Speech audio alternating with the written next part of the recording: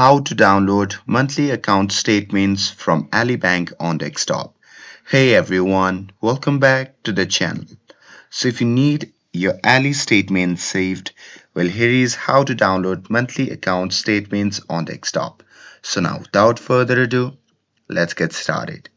So first thing first, open any web browser and now here once inside, then you can just click on the search bar and simply search for Ali Bank.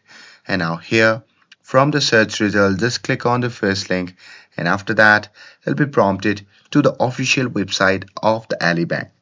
Now here you simply have to log in using your credentials, and once logged in, from the account overview you simply have to select the account you want statements for, like checkings, savings or money market, and then you can just click statements or documents or statements in the account menu to view available months, and there you can choose the statement month you need and it will open as a PDF in your browser, and there you can just click the download or save as icon in the PDF viewer to save the file to your desktop, and there you can repeat it for the other months if needed and organize them in a dedicated folder for easy access.